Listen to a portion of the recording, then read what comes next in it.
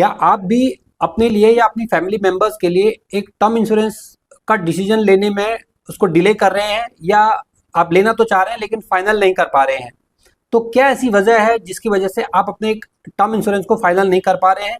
आज की इस वीडियो में सिंपल 5 ऐसे रीजन समझते हैं और जो आपको हेल्प करेंगे, जिससे इजीली आप अपने लिए या अपने फैमिली मेंबर्स के लिए टर्म इंश्योरेंस ले पाएंगे।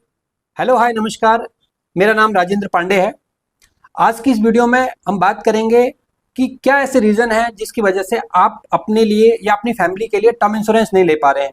आज टर्म इंश्योरेंस को लेके बहुत ज़्यादा अवेयरनेस है। आप समझ चुके हैं कि टर्म इंश्योरेंस की इंपॉर्टेंस तो है, उसको लेना जरूरी है, बट ले नहीं पा रहे हैं क्योंकि टर्म इंश्योरेंस एक ऐसा प्रोडक्ट है जिसके लिए हमें लगता है कि इसकी आज ज़रूरत नहीं है, या इमीडिएटली अभी इसकी ज़रूरत नहीं है, ये नीड में नहीं आ रहा है, इसकी ज़रूरत कल नहीं है, परसों नहीं है, और अभी हमें इमीडिएटली इसकी कोई भी ऐसी रिक्वायरमेंट नज़र नहीं आ रही है। और इसके लिए जो 5 ऐसे फैक्टर हैं जो मैंने आइडेंटिफाई किए हैं, जो मुझे लगता है जिसकी वजह से हम इस डिसीजन को डिले करते जाते हैं। क्योंकि एक सबसे बड़ा फैक्टर ये है कि ये अभी इसकी इमीडिएटली रिक्वायरमेंट नहीं है, और ऐसे ये 5 फैक्टर हमें हेल्प करते हैं कि हम इसके डिसीजन को हम पोस्टपोन करते चले जाते हैं। तो बात करते हैं वो क्या ऐसे रीज़न है।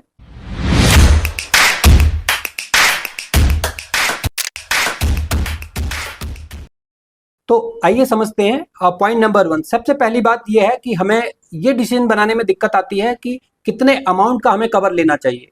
तो इसके लिए जो फॉर्मूला है वो ये होता है कि अगर हम सिंपल भाषा में इसको समझें कि जितना अभी आपके पास जितने ईयर्स आपको अभी इनकम के लिए बचे हैं, बेसिकली जो टर्म प्लान है वो इनकम रिप्लेसमेंट का प्लान है। जितनी आपके पास अभी इनकम के लिए आपके पास ईयर बचे हैं, और जो अभी आपकी करंट इनकम है, ईयरली इनकम है, उसको अगर मल्टीप्लाई कर देंगे तो आपका इनकम रिप्लेसमेंट की वैल्यू आ जाएगी, और उतने ही अमाउंट का आपको कवर लेना है। लेट्स सपोज मेरी एज अभी 40 है और मुझे 60 तक अगर मैं रिटायर होता हूं, तो मेरे पास अभी 20 साल इनकम जनरेट करने के लिए 20 साल बचे हैं, और मेरी अगर एनुअल इनकम 10 लैक्स है तो 10 इंटू 20 करूंगा तो जो उसका फिगर आएगी वो 2 CR आएगी। तो मेरे लिए जो आइडियल फिगर इनकम रिप्लेसमेंट या टर्म इंश्योरेंस की है वो 2 CR है। लेकिन अब ये 2 CR का एक दांव का पेंच फंसेगा कि भाई इसकी प्रीमियम ज़्यादा आ रही है, क्या 2 CR का ही लिया जाना चाहिए, या इसको कम भी कर सकते हैं। तो यहाँ पे मैं सिंपल आपको ये कहूँगा कि टर्म इंश्योरेंस लिया जाना ज़रूरी है, और टर्म इंश्योरेंस आज की तारीख में 25 लाख रुपए के कवर से अवेलेबल है। तो आप स्टार्ट कर दीजिए, एटलीस्ट आप 50 लाख का कवर लेके रख लीजिए, और उसके बाद आप फ्यूचर में उसको अगर आप टॉपअप करना चाहें, बढ़ाना चाहें तो बढ़ा सकते हैं। बट आप इसकी वजह से कि मैं 2 CR का लूँ, उसका प्रीमियम ज़्यादा आता है, या उसको 1.5 CR लूँ, इस कंफ्यूजन से में मत पड़िए, और आप एटलीस्ट स्टार्ट करिए अपना 50 लाख का से अपने टर्म इंश्योरेंस को आप स्टार्ट कर सकते हैं। और दूसरी बात या पॉइंट नंबर 2 जो हमें कंफ्यूज करता है कि किस एज तक का हमें प्रोटेक्शन लेना है। ये एक बड़ा कन्फ्यूजन होता है लोगों को कि किस एज तक हमें कवर अपना प्रोटेक्शन लेना चाहिए, क्योंकि बहुत सारे ऐसे प्रोडक्ट हैं जो आपको होल लाइफ का इंश्योरेंस देते हैं। कोई बोलता है कि 85 ईयर्स तक लेना चाहिए, कोई बोलता है 70 ईयर्स तक लेना चाहिए। तो यहाँ पर आइडियली अगर आपको टर्म इंश्योरेंस लेना है, क्योंकि ये इनकम रिप्लेसमेंट का प्लान है, तो जब तक आप इनकम जनरेट करने वाले हैं या आपकी इनकम जारी रहेगी, तब तक आपको प्रोटेक्शन लेके रखना है, जो हो सकता है 58 ईयर या मैक्सिमम 60, मतलब 60 के बाद आइडियली आदमी रिटायर हो जाता है और उसके बाद उसकी कोई इनकम जीरो हो जाती है। तो एटलीस्ट आपको 60 तक का कवर लेके रखना चाहिए। और अब समझते हैं तीसरी बात। जब हम प्रोडक्ट सेलेक्ट करने जाते हैं या प्रोडक्ट का चुनाव करते हैं, तो एक कन्फ्यूजन आती है कि हमें जो प्रीमियम देने का जो टर्म है वो कितना रखना है, या तो लिमिटेड पेमेंट का रखना है, या रेगुलर पेमेंट का रखना है, तो या सिंगल प्रीमियम रखना है। क्योंकि बहुत सारे ऐसे प्रोडक्ट अभी आज मार्केट में अवेलेबल हैं टर्म इंश्योरेंस के लेके, जो आपको कंफ्यूज कर देते हैं कि हमें कितने टाइम तक का प्रीमियम पेमेंट का मोड रखना चाहिए। तो इसके लिए मेरा सुझाव ये है कि आप रेगुलर मोड पे जाइए। मतलब जब तक आप अपना कवर रख रहे हैं, अगर लेट्स सपोज आप 60 की एज तक अपना प्रोटेक्शन रख रहे हैं, तो आपका जो प्रीमियम पेमेंट का जो मोड होना चाहिए वो भी रेगुलर होना चाहिए, और 60 की एज तक आपको प्रीमियम देना है। अब ये डिपेंड करेगा पर्सन टू पर्सन। अगर आप इसको अर्ली क्लोज करना चाहते हैं, या आपको लगता है कि अच्छा मैं लाइबिलिटी क्योंकि प्रीमियम देने की लाइबिलिटी में ज़्यादा कैरी ऑन नहीं करना चाहता, तो आप सेकेंडली लिमिटेड पेमेंट ऑप्शन के साथ जा सकते हैं। अगर ऐसे अच्छे लिक्विडिटी ऑप्शन अवेलेबल हैं तो आप उसके साथ जा सकते हैं। अदरवाइज आप रेगुलर मोड का चुनाव करिए, और जब तक आपका टर्म चल रहा है तब तक आप उसका प्रीमियम दीजिए। वो इससे आपके प्रीमियम आपको कम प्रीमियम देनी पड़ती है इस कंडीशन में। चौथा बड़ा सवाल कि कौन सी कंपनी का लिया जाए, कौन सी कंपनी का कौन सा प्रोडक्ट लिया जाए, क्योंकि आज मार्केट में 24 प्लेयर्स हैं जो लाइफ इंश्योरेंस में काम कर रहे हैं। एक LIC गवर्नमेंट की कंपनी है और उसके अलावा बाकी सारी 23 कंपनियां जो प्राइवेट सेक्टर की लाइफ इंश्योरेंस की कंपनियां हैं, वो सभी ऑलमोस्ट टर्म प्लान ऑफर कर रहे हैं। तो इतना ज़्यादा प्रोडक्ट अब की अवेलेबिलिटी से मुझे लगता है कि कस्टमर कंफ्यूज हो जाता है कि कौन सा प्रोडक्ट लेना चाहिए।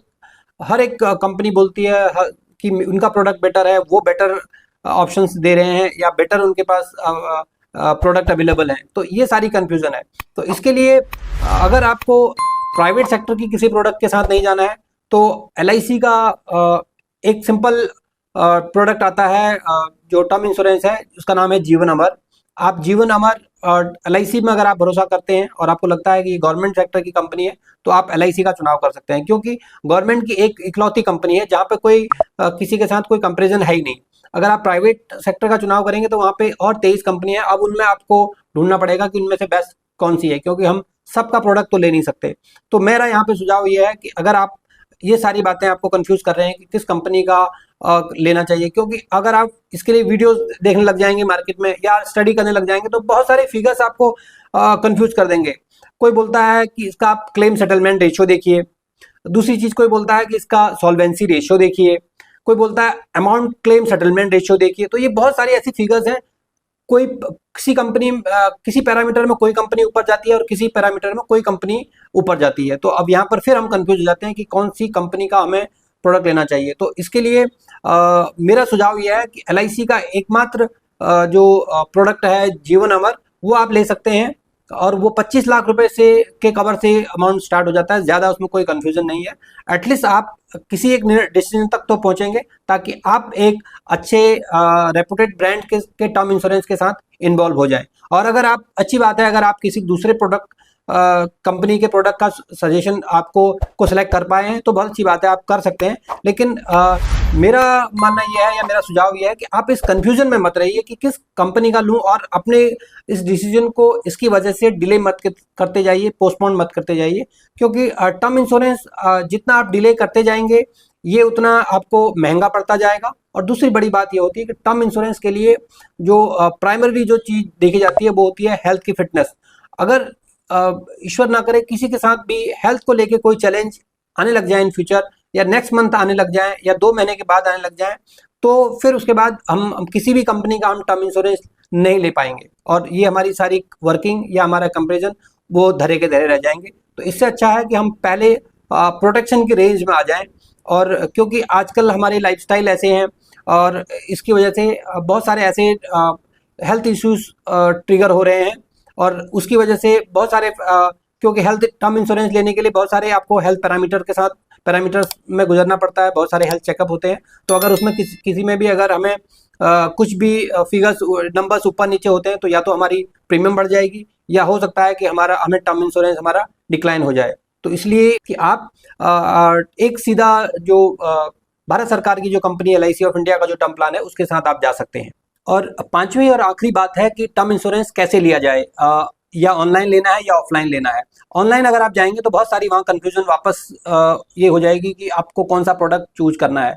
तो इसके लिए मेरा सुझाव ये है कि आपको टर्म इंश्योरेंस ऑफलाइन लेना चाहिए, क्योंकि कुछ ऐसे प्रोडक्ट हैं जैसे घर है, मकान है या गाड़ी है, हम इसको ऑनलाइन नहीं ले सकते, ये ऑफलाइन लेने के प्रोडक्ट हैं। और उन्हीं में से उसी कैटेगरी में लाइफ इंश्योरेंस या टर्म इंश्योरेंस भी आता है। आप अपने एडवाइजर से कांटेक्ट करिए। आप सबसे पहले एक अच्छा एडवाइजर का चुनाव करिए जो आपको अच्छे एक प्रोडक्ट को सजेस्ट करने में या का चुनाव करने में आपको हेल्प करे। और उसके बाद अगर ईश्वर ना करे कभी हमें क्लेम की सेटलमेंट की जरूरत पड़ती है तो वहाँ पर उसी एडवाइजर का सारा रोल होता है, वो आपको आपकी फैमिली को काफ़ी हेल्प करता है क्लेम को सेटलमेंट कराने में।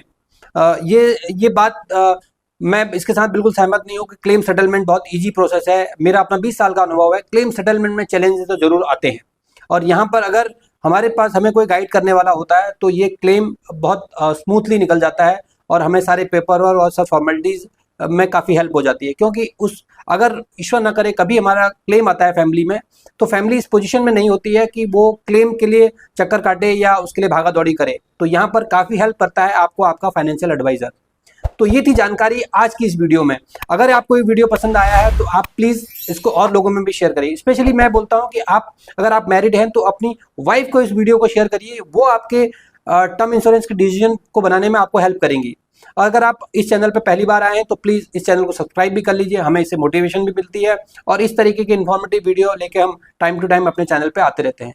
और जो भी आपकी अगर क्वेरी है तो आप प्लीज़ हमें कमेंट करिए, तो मैं कोशिश करूँगा कि आपको उसका जवाब दूँ। थैंक यू सो मच, धन्यवाद, नमस्कार।